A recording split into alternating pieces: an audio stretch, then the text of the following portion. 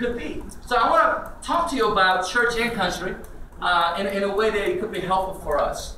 Now, in the very beginning, God created the heavens and the earth, and He created a place called the Garden of Eden. You know, where Adam and Eve were just having a great time. You know, 90 wonderful things to do, just can't do one thing. And that one thing was eat from the tree of knowledge. Right? And the knowledge was what? You guys remember? What was the knowledge? If you eat of that fruit, you are going to get the knowledge of what? Good and evil. Now, if you really think about it today, what's so wrong with that? What's wrong with having the knowledge of good and evil? Why didn't God want us to have that knowledge? He said, don't eat of that fruit. And when they ate of it, they got the knowledge and they were cursed.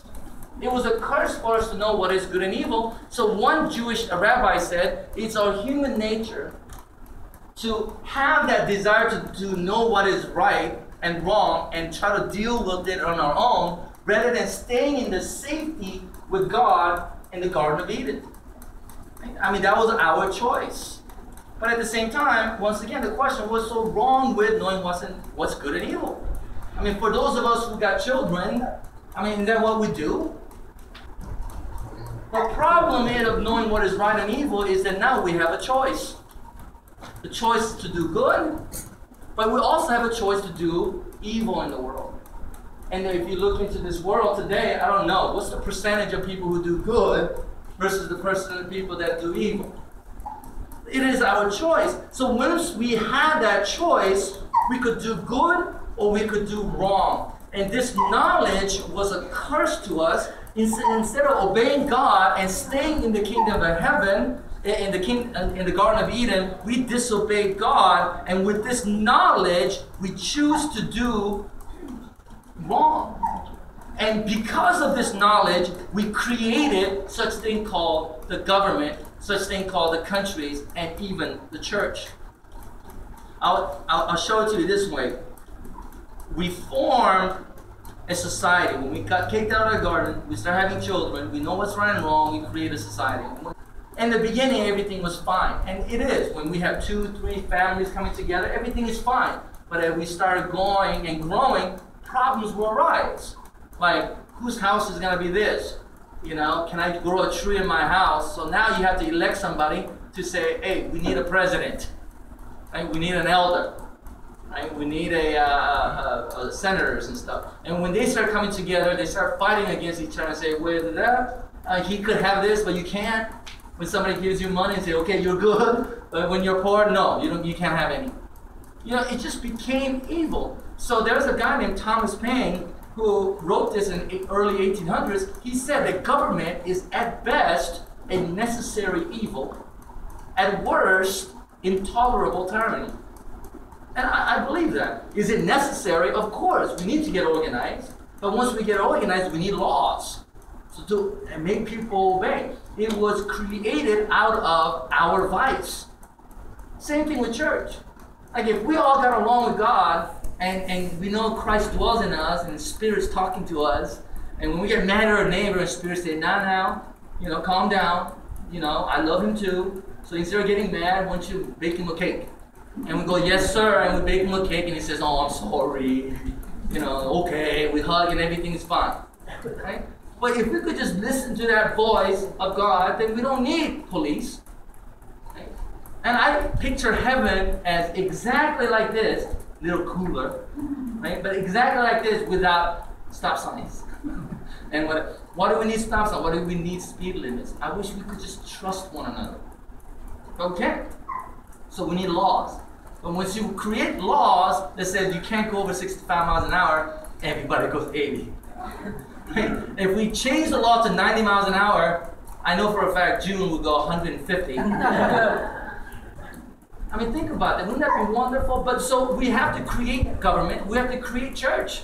Because we don't know, we don't have that voice that we listen to God as that God talks to you and we know what's right and wrong all the time. So we have to listen to someone like me who studied the Bible, knows everything inside out. So I could tell you what I believe in, and then about 99% of Christians say, no, you're wrong. No, you're wrong. You have it wrong. And I say, no, I have it right. Dang it. you know, you have it wrong. So we create a denomination here, denomination there, and we're going to begin to little arguments and say, you're right, you're heretic, you're going to hell. And instead of uniting people, we start dividing people. That's what church does, and that's what the government does. We have a border, 140 miles from here, there's a border. We built a wall, and some people want it even higher and say, nobody come in. Nobody. You know, with the immigration law that everybody's talking about, right? That some people are really happy, other people are really, really mad. It divides people. It all started because Adam and Eve decided, I want to know what's right and wrong. So we have to create it. When the Israelites coming out of that bondage of slavery, they had freedom. They were freed from that oppression. And as they started coming over, what did God do? He said, there's millions of these people, and they're not getting along. So God gives them what? 10 Commandments, along with 600 others. But 10 Commandments. And how does the 10 Commandments start? We went over this night. They're a bunch of what? Thou shalt nots. Thou shalt not have any other gods before me. Thou shalt not do this. Thou shalt not do this. Thou shalt not do. Thou shalt not commit adultery. Thou shalt not covet your neighbor's wife. Thou shalt not. Why? Because our desire, knowing what is evil, we choose to do evil. So God has come and said, don't. For those of us who raise children, right? How many times do you say, stop? Religion was created out of vice. Right? Society can be created for goodness and prosperity and happiness. Pursuit of happiness is society. But when the government and church is made, it was made out of vice. So we don't go too crazy. It's a necessary thing, but at best it's necessary evil. But at worst, it's an intolerable tyranny. It is. I go on YouTube sometimes, I listen to some pastors using some verses in the Bible to say, yes, they're all going to hell. Really, they're all going to go to hell. And he's talking as if he's happy about it. No, I'm not going, but they're going. So if you really think about the way it is, we have to admit that yes, church is necessary, yes, government is necessary, but it's a necessary evil. At worst, it's intolerable tyranny, and sometimes we'll get to a point of where our government and the church becomes intolerable. It has always been that way throughout history. When it becomes intolerable, what do? There's a civil war, or we attack somebody else. And we become free. Everybody's free. We enjoy life for another generation or two, and then the government becomes intolerable once again. And maybe we as a country, after 200 years or so, we are going through that period. And maybe the church or denominations and group of people that organize church, maybe we're going through that as well. So I want to read to you real quickly from the word of book of John, chapter 8. Jesus said to this, Jesus said to those Jews who believe in him, if you continue in my word, then you are my disciples indeed. And this is his word. And his word is the truth, and the truth is going to set you free. And these religious people are saying, wait a minute, I have religion. I'm a descendant of Abraham. I have the church. I love God. How am I a slave? And what Jesus is saying is that you are enslaved to religion. You are enslaved to this government, right? And if you listen to me, you're going to be set free from it. In 1 Corinthians chapter 13, it says, for now we see through a glass darkly, but then face to face. Now I know in part, but then shall I know even as I am known. As of right now we are darkened, we don't see things clearly. In the future we will. But until that time, when the full revelation is given to us and we could see the truth, we could see Jesus Christ, until then we have three things that remains. That is love, that is faith, and that is hope. And when you look at these three things, government cannot give you love. It is impossibility, but we look for that in the government. So we start creating laws that says you cannot say any racial things against one another. You're supposed to get along. Did that help? Actually, no. It actually makes it worse. Government can't give us love. And we think church could give us love. Religion can't. It doesn't. And we have to come to a realization one day that church doesn't. Jesus Christ can. Because what church could teach us is about the Word of God.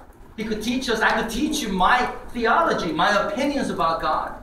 But I can't teach you love of God.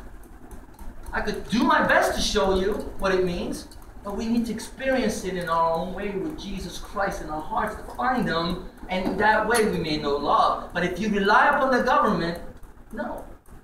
If you rely upon the church, in fact, they do the opposite. It creates hate. But sometimes, a lot of times, most of the times, right, religion and country creates hate. What about faith? Faith. I mean, if you listen to the news and we rely upon the government, when all we hear about is all the wrong the government is doing. I heard the EU, the Europeans are mad at us now.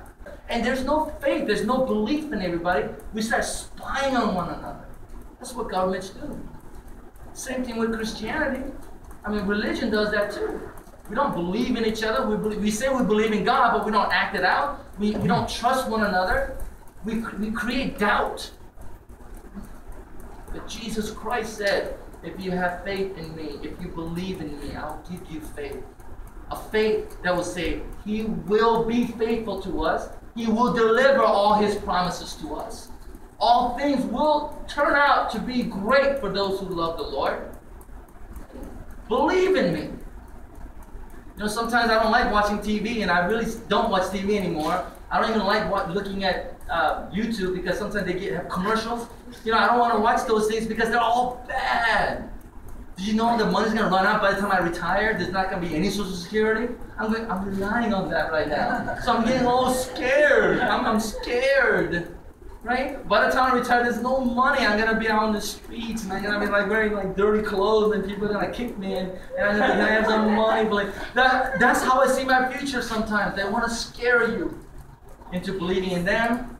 You go to church, they don't say Jesus loves you. They say, if you don't believe, you're going to go to hell. Eternal damnation. Right? Unless you do this, that's it. Forget it. Right? You can't marry a non-believer. No way. There's no way. It's never going to work out. I know it's true, even if you marry a Christian, it's bad. Sometimes divorce rates get to 40%, but it's still better than non-believers. So they tell you all these things, so you feel like you just can't make it. Jesus said, in me there is hope, but what religion and country does sometimes is take that hope away from you. So there's nothing to look forward to. And you wonder why people end their life. You wonder why we do drugs. We wonder why we work so hard on making all that kind of money, and yet we neglect our children. Everything is done out of fear. But Jesus said love and faith and hope. It would drive out fear, it would drive out doubt, and it will give you hope today that we could smile today. I can't promise you God will change your life tomorrow. But today we breathe, today we smile, today we fellowship, today we shall worship the Lord. And that's the promise of God. So, if the news that's going around the world today are getting you down, if you're having a relationship, you know, and you pray, and, you know, I was talking to Joe last night and said, I don't know, I know this for a fact. Some people said if you want to have a good life, you got to pray every day. You have to pray 1 hour a day. Somebody told my son, religious person told my son, if you don't pray, your relative is gonna die. And somebody actually said that to my son. So he's like, I better pray. Right? And so I was going to Joy, said, some people you gotta pray 1 hour a day. And my advice is don't go over 7 minutes. You know, instead of making rules, can we just live? Can we just have faith? Can we just love? Can we have hope? All things will work out for great. That's what Jesus Christ promised us. And let's hold on to them. Let's hold on to Jesus today. So if you have complaints about the government, don't. Encourage the government to do what is right. Right? Let's make America great. Let's make our church, our religion, Christianity, let's make it great. Not by being enslaved to them, but being free from them. To live that life that glorifies God.